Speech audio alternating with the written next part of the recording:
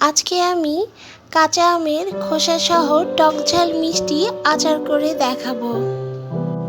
বিশ্বাস করেন, চুলা থেকে নামানোই মাত্র সবাই কাড়াকাড়ি করে খেয়ে ফেলবে। আসসালামু আলাইকুম। Hello everyone, let's cooking yummy ফুডে আপনাদের সবাইকে স্বাগতম জানিয়ে আবারও আমি নতুন আচারের রেসিপি নিয়ে চলে আসলাম।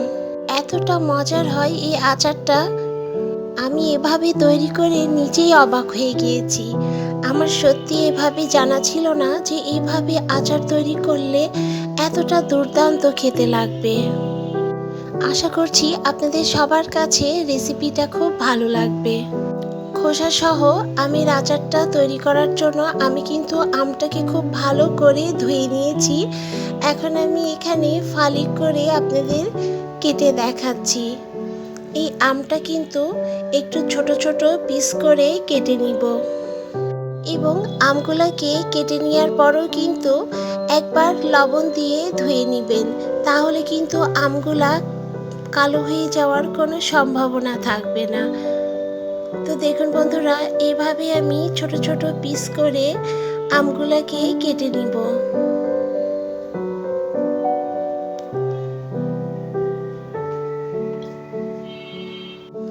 আমি এভাবে আমগুলোকে ছুরির সাহায্যে কেটে নিচ্ছি, আপনারা চাইলে বটির সাহায্যেও কেটে নিতে পারেন। তো এভাবে আমগুলো কেটে নিলে কিন্তু খুব সহজেই কিন্তু এর মধ্যে তেল মশলা চিনি খুব ভালোভাবে ঢুকে যায়। তো এখন আমি একটি আম দেখাচ্ছি। এই আমগুলোকে এবার আমি সবগুলোকে একটু চিড়ে চিড়ে দিব, যাতে তেল মশলা চিনি খুব ভালোভাবে এর মধ্যে ঢুকে যায়।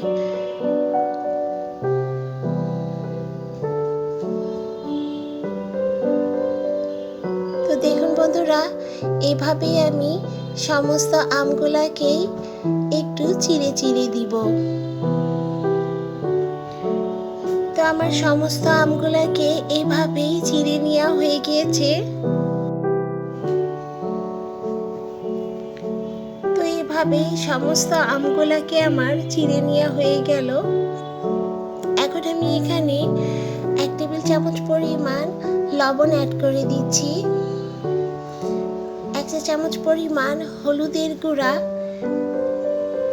এবং 1 চা চামচ পরিমাণ মরিচের গুঁড়া অ্যাড করে দিচ্ছি।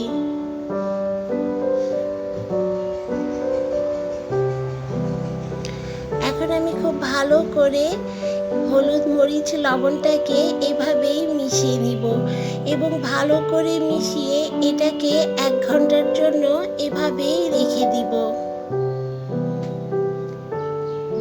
যাতে লবণটা খুব ভালো করে আমের মধ্যে ঢুকে যায় এবং আমটাও কিন্তু একটু নরম হয়ে আসে। তো এখন আমি কিছু শুকনা মশলা গুঁড়ো করে নিব। এখানে আমি কালো সরিষা, 5 ফোড়ন, শুকনা মরিচ, গোটা জিরা, গোটা ধনিয়া এবং এখানে আমি মৌরি নিয়ে নিয়েছি এবং এগুলাকে আমি খুব ভালো করে একটু লো হিটে ভেজে নিব, কারণ হাই হিটে বন্ধুরা ভাজতে যাবেন না, তাহলে কিন্তু পুড়ে যাওয়ার সম্ভাবনা থাকবে। তো আমি আগে ফার্স্টে শুকনো মরিচটাকে এভাবে ভেজে নিচ্ছি, কারণ সবগুলোর সাথে একসাথে দিয়ে দিলে মরিচটা কিন্তু খুব ভালো করে ভাজা যাবে না। এই জন্য মরিচটা আগে ভেজে তুলে রাখলাম। এরপরে আমি সমস্ত গোটা মশলাগুলোকে একদম লো হিটে এভাবেই ভেজে নিচ্ছি।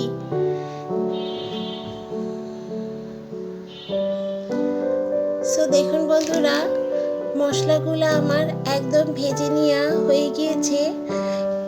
আমি এখানে সবশেষে সরিষা অ্যাড করে দিলাম। সরিষা দিয়ে এবার এটাকে হালকা করে ভেজে নিচ্ছি এবং এগুলো আমার ভেজে নেওয়া হয়ে গিয়েছে। এখন আমি অফ ক্যামেরায় এগুলোকে গুঁড়ো করে নিব।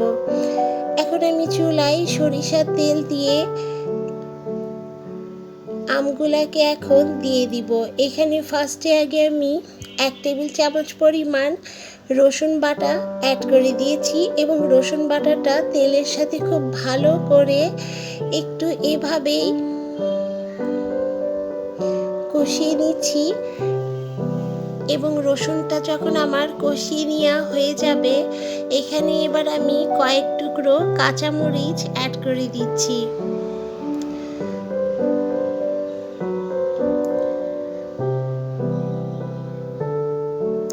এবার আমি এখানে কেটে রাখা আমগুলোকে অ্যাড করে দিচ্ছি। দেখুন বন্ধুরা, আম দিয়ে কিন্তু কি সুন্দর পরিমাণ নরম হয়ে আসছিল এবং এখানে খুব একটা পানিও বার হয়নি।